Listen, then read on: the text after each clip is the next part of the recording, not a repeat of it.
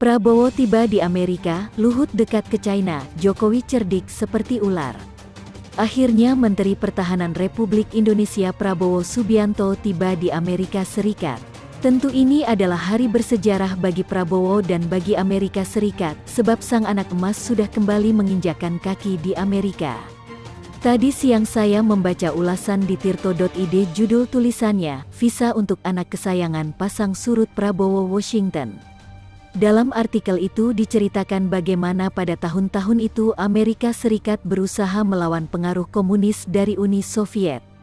Maka Amerika Serikat bekerja dengan Indonesia dalam hal militer. Prabowo adalah salah satu tentara yang saat itu naik daun, diceritakan karirnya cemerlang, sampai akhirnya Prabowo tiba pada titik menjadi penyambung lidah informasi dari Indonesia ke Gedung Putih. Maka Prabowo dijuluki anak kesayangan Amerika. Sayang di ujung pemerintahan Presiden Soeharto, Prabowo dituding terlibat aktif menculik orang-orang yang pro-demokrasi, lalu setelah Soeharto lengser Prabowo pun dipecat dari militer. Walaupun sampai sekarang kasusnya tidak pernah diadili. Isu ini pula yang membuat Amerika melarang Prabowo untuk datang ke negaranya. Lagi pula posisi Prabowo sudah tidak di militer sehingga mereka merasa Prabowo tidak penting lagi. Demikian sedikit latar belakang yang membuat Amerika melarang Prabowo untuk berkunjung ke negaranya. Sekarang saya akan masuk pada topik di mana Prabowo sudah sampai di Amerika. Saat Prabowo melaporkan undangan Amerika untuk dirinya seperti yang diucapkan Prabowo sendiri, Jokowi berkata bahwa Prabowo harus datang ke sana. Jokowi mendukung Prabowo untuk pergi ke negeri Paman Sam. Jokowi tidak melarang Prabowo dengan alasan keadaan di dalam negeri belum terlalu kondusif. Mengapa Jokowi mengizinkan Prabowo pergi ke Amerika? Dan mengapa Amerika mengundang Prabowo? Analisa sederhana saya begini, dari sisi Amerika ini adalah bentuk perlawanan terhadap pengaruh Cina di kawasan Asia Tenggara. Hal itu terbukti yang diundang adalah Menteri Pertahanan. Sebagai salah satu negara dengan kawasan terluas dan penduduk terbanyak di Asia Tenggara, Amerika ingin menunjukkan bahwa Amerika siap membantu Indonesia menjaga kedaulatannya. Tentu hal ini ada hubungannya dengan konflik di Laut Cina Selatan dan Natuna. Dari sisi Indonesia, hal ini ingin menunjukkan pada Cina bahwa Indonesia punya sekutu yang sangat kuat sehingga diharapkan Cina tidak sepele dan bermain-main. Ini adalah bentuk provokasi Amerika kepada Cina. Walaupun tidak seharusnya Cina berpikir demikian. Karena Amerika dan Indonesia sudah lama bekerja sama dalam berbagai hal. Tapi karena isu geopolitik sedang panas, maka undangan Amerika kepada Prabowo Subianto pasti membuat Cina sensi. Bukan rahasia umum jika Amerika menganggap Laut Cina Selatan adalah navigasi bebas untuk setiap negara. Tapi Cina menganggap itu adalah wilayahnya. Maka bisa kita lihat bagaimana provokasi Amerika yang menjalin kerjasama dengan Taiwan. Kita tahu bahwa Cina menganggap Taiwan adalah bagian dari dirinya. Taiwan dianggap provinsi yang memberontak. Amerika pernah menjual senjata yang membuat China berang. Juga salah satu menteri di kabinet Donald Trump baru-baru ini berkunjung ke Taiwan. Hal itu sangat membuat China marah. Dengan melakukan kerjasama dengan Taiwan dan mengunjungi negara tersebut, maka Cina menganggap Amerika mengakui kemerdekaan Taiwan. Saya sendiri setuju dengan langkah yang dilakukan Prabowo. Di satu sisi Menko Kemaritiman dan Investasi Luhut Binsar Panjaitan berhubungan dekat dengan China. Karena ada begitu banyak bisnis yang harus dibicarakan dengan negeri tirai bambu itu. Tapi dengan berangkatnya Prabowo ke Amerika seolah menunjukkan bisnis adalah bisnis. Soal kedaulatan itu urusan lain. Indonesia boleh seakrab apapun dengan Cina dalam hal ekonomi, tapi jangan harap Indonesia akan menggadaikan teritorial karena China banyak berinvestasi di Indonesia. Maka saya harap analisa saya ini benar bahwa ini adalah perlawanan Indonesia atas arogansi Cina. Saya malah mengharapkan Amerika lebih agresif di Laut Cina Selatan. Tak hanya Amerika, kini Eropa dan Australia juga sudah menjalin pembicaraan untuk mengambil pengaruh di kawasan Asia. Jerman dan Inggris isunya akan mengirimkan kapal induknya ke kawasan yang berkonflik dengan China. Saya pikir ini bagus untuk menyeimbangkan hegemoni Cina di kawasan Asia. Dan Presiden Jokowi dengan kecerdikannya bisa memanfaatkan situasi ini untuk keuntungan negara Indonesia. Bagaimanapun roda ekonomi harus berkembang, maka ada pentingnya hubungan Indonesia dengan China, tapi dari segi keamanan juga tidak boleh disepelekan, maka ada pentingnya juga berhubungan dengan Amerika. Dalam ketenangannya inilah strategi jitu Jokowi. Presiden Jokowi benar-benar terlihat tulus seperti merpati dalam bekerja sama dengan China dan Amerika, tapi di balik itu Jokowi cerdik seperti ular dalam memanfaatkan keduanya.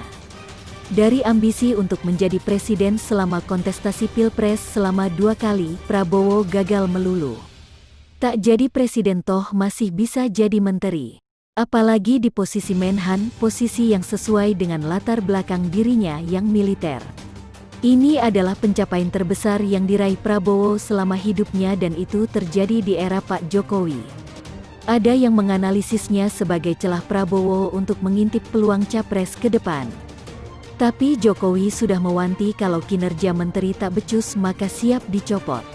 Warning sudah dilemparkan jelas. Tak jadi presiden toh Prabowo masih tersenyum lebar. Dia masih punya jabatan bergengsi daripada jadi oposisi abadi dan capres abadi. Akhirnya Pak Jokowi jualah yang menghantarkan Prabowo ke singgasana puncak dalam karirnya selama ini, yaitu jadi menteri. Siap presiden. Pak Jokowi cerdik dan menempatkan Prabowo sebagai pembantunya yang harus tunduk pada otoritas dirinya sebagai pemimpin sipil. Yang jelas sebagai presiden sipil maka Prabowo harus dan wajib tunduk. Prabowo berada di bawah kekuasaannya Presiden Jokowi. Dilansir media dan Prabowo sendiri mengakui bahwa Presiden Jokowi memintanya untuk membantu di bidang pertahanan. Oleh karena itu, Jokowi pun memberikan pengarahan kepada Prabowo. Prabowo sudah menyatakan komitmennya, saya akan bekerja sekeras mungkin mencapai sasaran dan harapan yang ditentukan. Saya kira demikian, kata Prabowo. Menerima mandat sebagai presiden jelas membanggakan dan jadi kehormatan, apalagi dia selama ini di Gerindra jadi oposisi yang tak punya kursi di kabinet. Paling tidak kalau mau mengecek barisan militer maka Prabowo bisa mendapat penghormatan militer. Pemuliaan derajat dan martabat Prabowo sebagai menteri jelas suatu kehormatan yang diimpikannya. Tapi ingat, sebagaimana kalimat bijak dalam film Spiderman, ketika datang kekuatan atau power maka muncul pula tanggung jawab. Tanggung jawab yang diemban si Prabowo sebenarnya sangat berat. Beliau mendapat amanat dan mandat presiden untuk ikut menjaga pertahanan bangsa ini. Musuh bangsa ini sebenarnya bukan dari luar atau yang BG digembar-gemborkan pihak Prabowo selama kampanye. Musuh bangsa ini ada dalam selimut, yaitu pembonceng gelap dan perongrong ideologi Pancasila.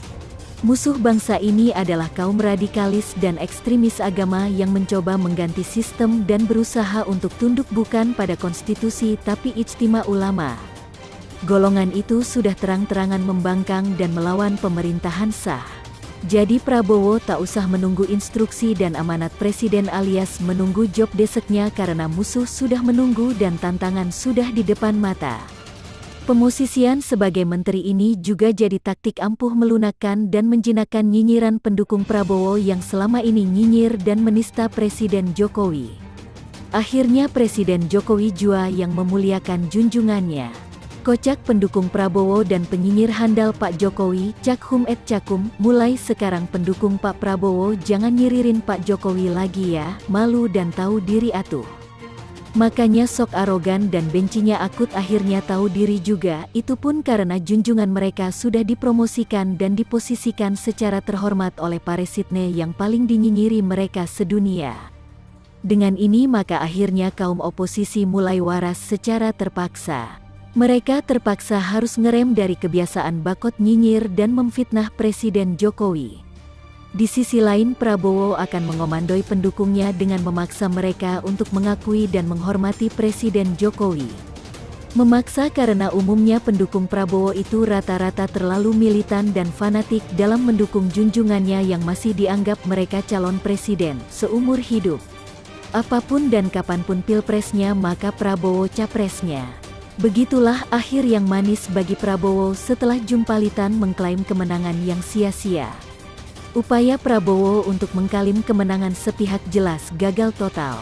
Sudah memakai berbagai jurus dan framing fitnah, memakai survei abal-abal tapi tetap tak bisa mendongkrak suaranya. Menuding KPU curang sana-sini, begitu pula situng KPU, tapi ternyata di MK mereka harus mengakui bahwa mereka tak berkutik. Akhirnya bergulirlah oposisi itu menjadi arang dan abu. Abis tinggal menyisakan PKS yang adalah partai yang menjadi penunggang gelap Prabowo. Memang ada rasa was-was dengan masuknya Prabowo di lingkaran menteri di kabinet yang baru. Tapi untuk TNI dan Polri semua sudah terkendali. Ada LBP, ada Panglima TNI dan KSAD, maka tak perlu khawatir. Apalagi KSAD saat ini sedang garang-garangnya. Mari dukung Prabowo untuk bersih-bersih, terutama di barisan pendukungnya yang radikalis.